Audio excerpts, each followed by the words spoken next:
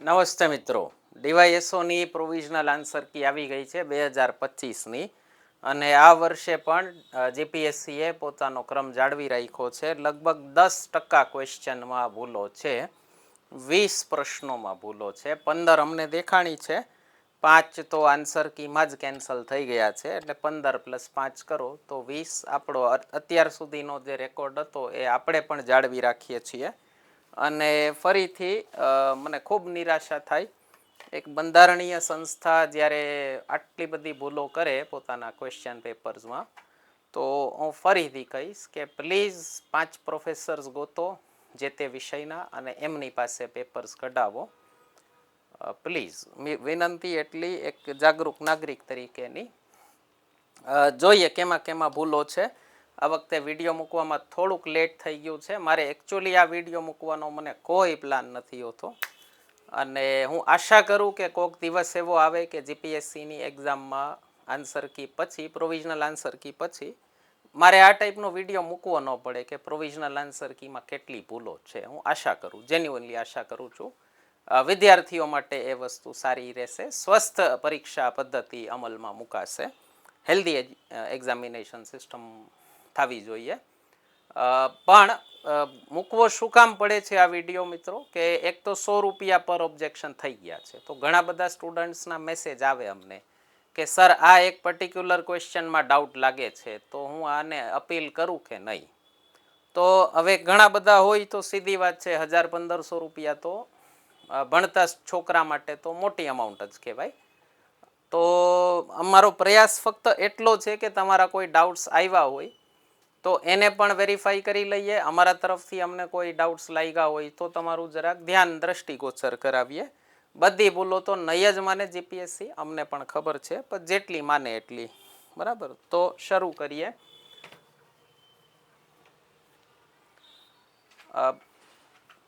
પહેલો પ્રશ્ન છે 17મો, આઝાદ હિન્દ ફૌજવાળો. આમાં એ અને બી બેય ખોટા છે. આઝાદ હિન્દ ફૌજની સ્થાપના મને ઘણા સજેશન્સ આવ્યા આમાં સ્ટુડન્ટ્સના, અને જીસીઆરટીના ફોટા પાડીને મોકલા છે છોકરાવે કે એની સ્થાપના એકચ્યુઅલી રાસબિહારી બોઝ અને કેપ્ટન મોહનસિંઘે કરી હતી.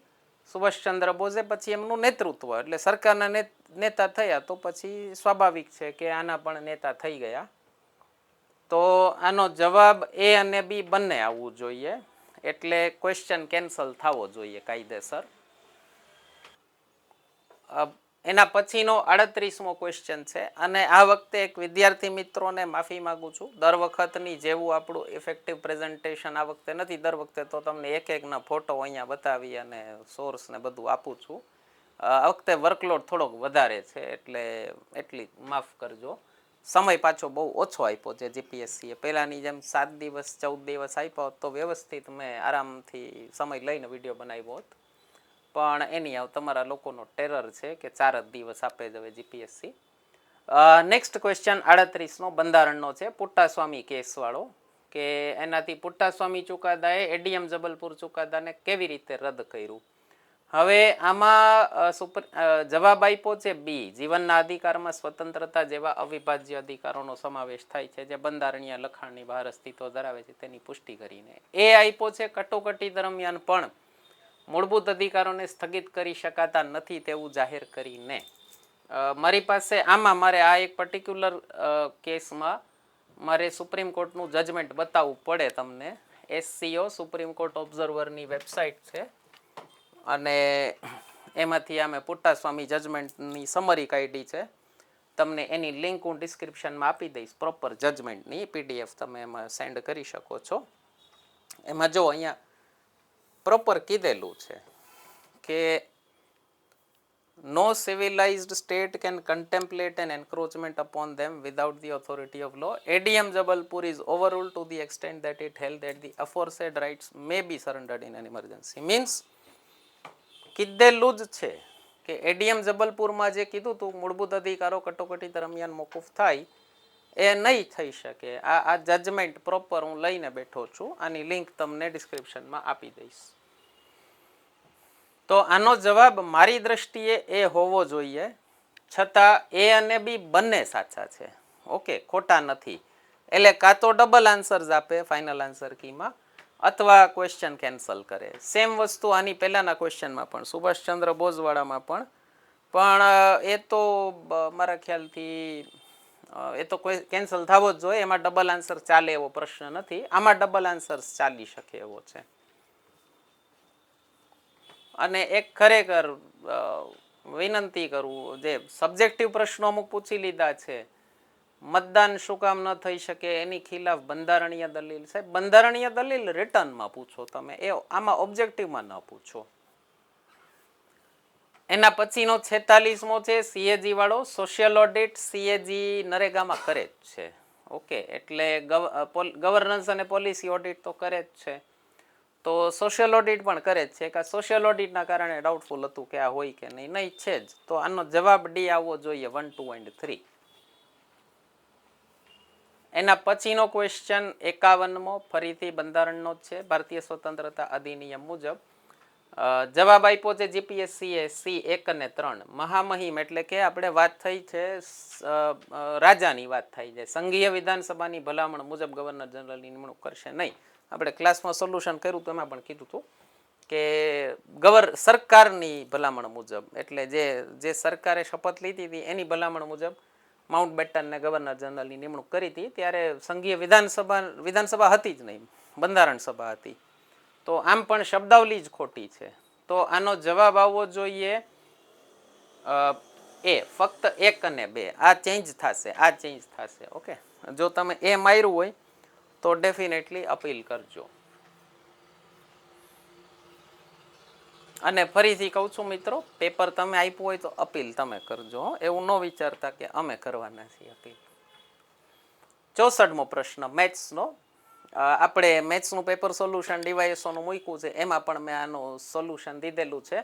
આનો જવાબ મારી દ્રષ્ટિએ સી આવવો જોઈએ. શું કામ એ જાણવા માટે ડિટેલમાં એ પેપર સોલ્યુશન જોઈ લેજો. અત્યારે શોર્ટમાં બતાવી દઉં છું. A+B બરાબર જો ઈ થતું હોય,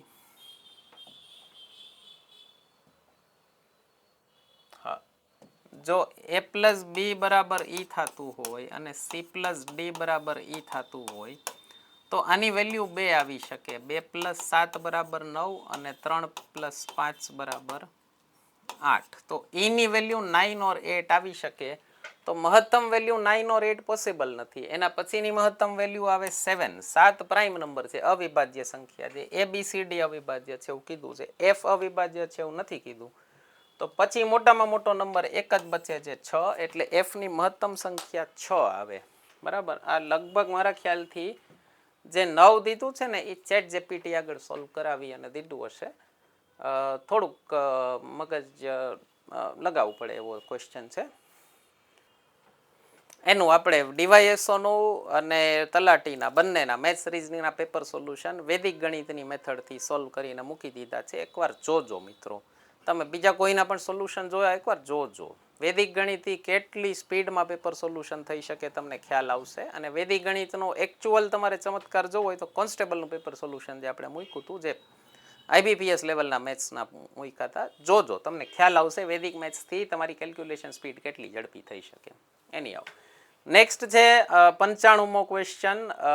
આપણે RBIએ જે નાણાકીય નીતિમાં કયા પગલાં ઉઠાવ્યા એના ઉપર છે. કીધું છે ખાલી રેપો રેટમાં ઘટાડો. આમાં CRRમાં પણ ઘટાડો કર્યો છે અને જનરલી સાથે સાથે થતા જ હોય. તો આનો જવાબ A અને B બંને સાચા આવે. ઓકે, તો આ પણ ક્વેશ્ચન કેન્સલ થવો જોઈએ. તો મિત્રો આશા કરું છું લેક્ચર સિરીઝ પસંદ આવે છે તમને. આપણી યુટ્યુબ ચેનલ ઉપર બાકીની લેક્ચર સિરીઝ પણ પડી છે, એ પણ ન જોઈ હોય જોઈ લેજો. બંધારણ લેક્ચર સિરીઝ 12 લેક્ચર્સ ફ્રીમાં પડ્યા છે. વૈદિક મેથ્સ અને રિઝનિંગની લેક્ચર સિરીઝ એમાં પણ 12 લેક્ચર પડ્યા છે. કરંટ અફેર્સ વીકલી જોતા રહેજો. અને આપણા એપ્લિકેશન ઉપર ઘણા બધા કોર્સીસ આવી ગયા છે.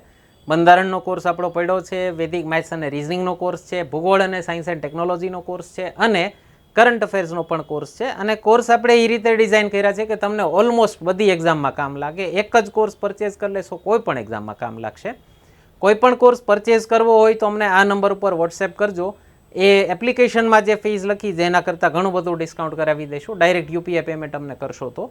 વચ્ચેના ઘણા બધા કમિશન દેવાના થતા હોય એ ન થાય, અમને ડાયરેક્ટ UPI પેમેન્ટ કરી દો તો એનો ફાયદો અમે તમને કેરી ફોરવર્ડ કરી શકીએ. તો કોઈ પણ કોર્સ પરચેસ કરવો હોય અમને આના ઉપર કરી વોટ્સએપ કરજો. ન કરવો હોય કોઈ પ્રશ્ન નથી. યુટ્યુબ ઉપર ઘણા બધા ફ્રી લેક્ચર્સ પડ્યા છે, એ જોતા રહેજો. કન્ટિન્યુ કરીએ છીએ આપણે લેક્ચરથી. એના પછીનો છે 98. ડેટ ટુ જીડીપી રેશિયો વધવાથી શું અસરો થઈ શકે? જવાબ આપ્યો છે ફક્ત 2. એટલે વધુ પડતા સરકારી ઋણ ગ્રહણને કારણે ફુગાવામાં વધારો થાય. ફુગાવામાં વધારો થાય જ ડેફિનેટલી, પણ ક્રેડિટ રેટિંગ ઘટવાનું જોખમ પણ થાય. ઓકે, એટલે જો તમે આમાં ડી જવાબ આપ્યો હોય, એક પણ નહીં આવવો જોઈએ આનો જવાબ. એક પણ નહીંનો મતલબ શું થાય? આપેલા ઓપ્શનમાંથી એકેય નથી. એટલે જવાબ થાય આનો 1 and 2 બોથ. આ કેન્સલ ન થાય, આનો જવાબ થાય 1 and 2. એક પણ નહીંનો મતલબ શું થાય? અચ્છા સોરી, અહીંયા દીધું છે ઉપરોક્તમાંથી કયું સાચું અથવા સાચા છે.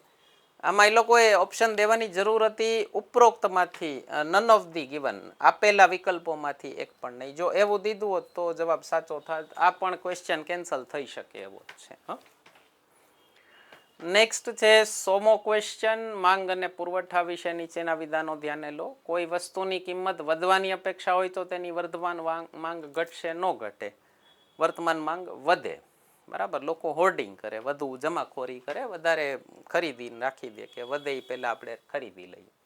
જો કોઈ વસ્તુની કિંમત ઘટવાની અપેક્ષા હોય તો તેનો વર્તમાન પુરવઠો ઘટે, ન ઘટે.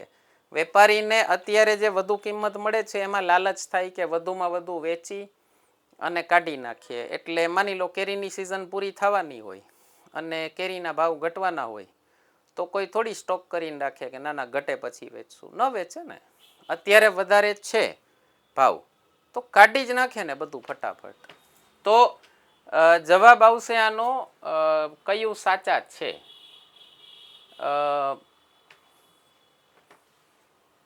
બેમાંથી એકેય સાચા નથી. જવાબ આવશે આનો ડી. 100નો જવાબ આવશે ડી. બંને ખોટા છે. તમને જીસીઆરટીનું 11માનું બતાવી દઉં. જુઓ, 11માની જીસીઆરટી છે ભવિષ્યના ભાવોની અટકળો.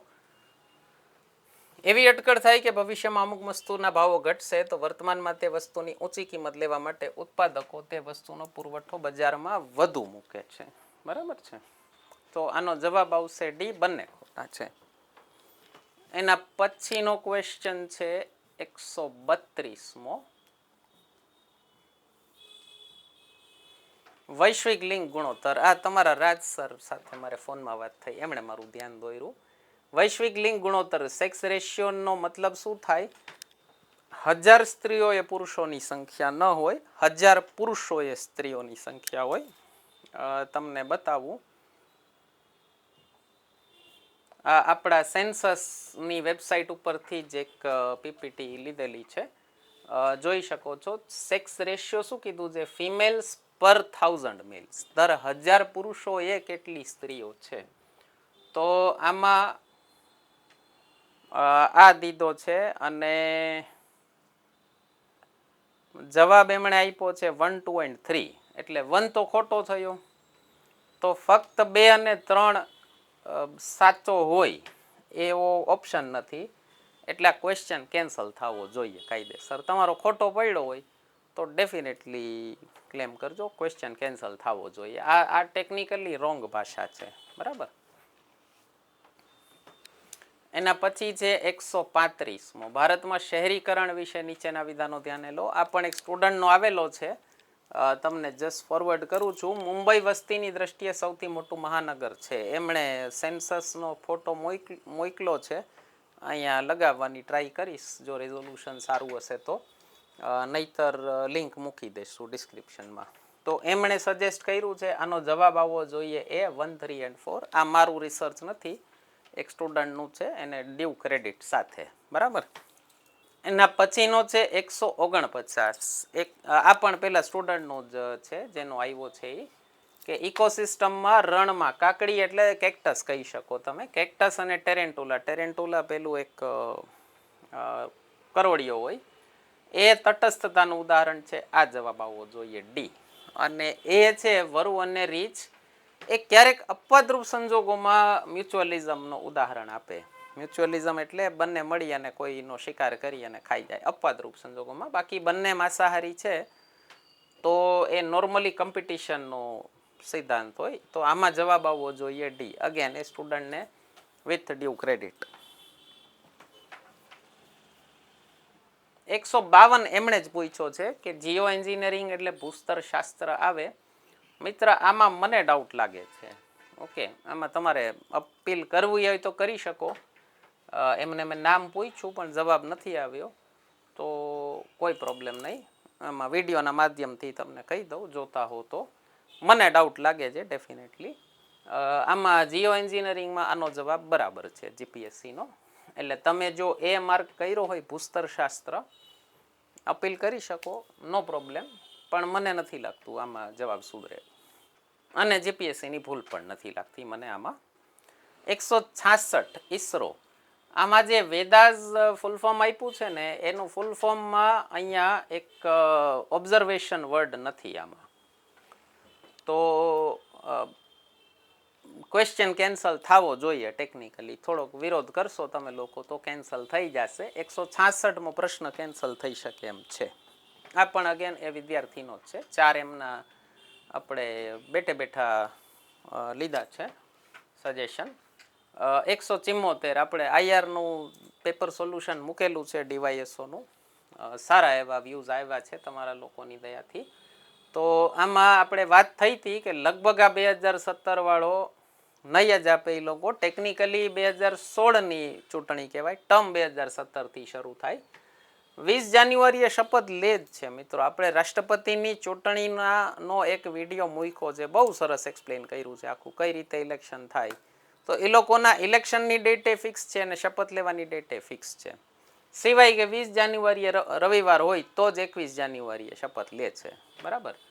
તો આપણે તો રવિવારે મસ્ત શપથ લઈએ યાર. એ લોકો કેમ નથી લેતા ખબર નહીં. આપણે તો ઉલટાના રવિવારની રાહ જોતા હોય. તો મારા ખ્યાલથી 2014ની શપથ ગ્રહણ રવિવારે જ લેવાની હતી લગભગ, મારી ભૂલ ન થતી હોય તો. એની આવ તો આ જવાબ આવવો જોઈએ આનો આન્સર એ. ઓકે, ફક્ત એક પહેલો એક વિધાન સાચો છે. અને આજનો છેલ્લો તમને ક્વેરી આપી દઉં આપણું કરેક્શન અમારા તરફથી. 192 અગેન બંધારણનો છે. 86માં સુધારામાં જો અહીંયા અનુચ્છેદ 21 એ શિક્ષણનો અધિકાર રજૂ કરવામાં આવી. જો કોઈ રાજ્ય અપંગ બાળકો માટે સુલભ શાળાઓ પૂરી પાડવામાં નિષ્ફળ જાય તો કયા કાનૂની ઉપાયો? આમાં ફરીથી સબ્જેક્ટિવ ક્વેશ્ચન છે એક તો. અનુચ્છેદ 32 હેઠળ પેલી રિટની અરજી સુપ્રીમ કોર્ટમાં. બરાબર. ચોથું કલમ 256 હેઠળ હાઈકોર્ટમાં રિટની અરજી. ડન. હવે જીપીએસસીએ જવાબ આપ્યો છે 1, 3 and 4. 3 શું છે? રાષ્ટ્રીય માનવાધિકાર આયોગને ફરિયાદ કારણ કે મૂળભૂત ફરજો ન્યાયપાત્ર નથી. સાહેબ તમે ઉપર ક્વેશ્ચનમાં આને મૂળભૂત અધિકાર તમે કોટ કરેલો છે અનુચ્છેદ. શિક્ષણનો અધિકાર મૂળભૂત અધિકાર હોય તો પછી મૂળભૂત ફરજો ન્યાયપાત્ર નથી એનો સવાલ જ ઊભો નથી થતો. ટેકનિકલી રોંગ ક્વેશ્ચન છે. આ કોઈક કાયદાના જાણકાર માણસે જવાબ નથી દીધો. ક્વેશ્ચન ભલે સેટ કર્યો હોય પણ જવાબ નથી દીધો. આનો જવાબ 1 અને 4 જ આવવો જોઈએ. આપણે ક્લાસમાં પણ બંધારણનું આનું સોલ્યુશન કર્યું હતું ત્યારે મેં કીધું હતું આનો જવાબ બી આવશે 1 અને 4. અને જો તમે જવાબ બી માર્ક કર્યો હોય તો ડેફિનેટલી ઓબ્જેક્શન કરજો. કારણ કે અહીંયા પોતે જ વિરોધાભાસી છે. સેલ્ફ કોન્ફ્લિક્ટિંગ છે આ. બરાબર. તમે જ ઉપર દીધું શિક્ષણનો અધિકાર. મારી પાસે અધિકાર છે તો મૂળભૂત ફરજ દાવાપાત્ર છે કે નહીં એમાં પડું જ શું કામ? મને અધિકાર મળ્યો છે તો હું ડાયરેક્ટ સુપ્રીમ કોર્ટ અથવા હાઈકોર્ટ જઈ શકું છું. તો 15 ઓબ્જેક્શન્સ અમારી દ્રષ્ટિએ છે મિત્રો. 5 ક્વેશ્ચન જીપીએસસીના કેન્સલ થયા છે. આના સિવાય પણ તમારા કોઈ હોય ઓબ્જેક્શન તો કમેન્ટ સેક્શનમાં જાણ કરજો. બની શકશે તો વેરીફાઈ કરીને કમેન્ટમાં તમને જવાબ દેશું. વિડીયો કેવો લાગ્યો કમેન્ટમાં જાણ કરજો. લાઇક, શેર, સબસ્ક્રાઈબ કરવાનું ભૂલતા નહીં. ધન્યવાદ.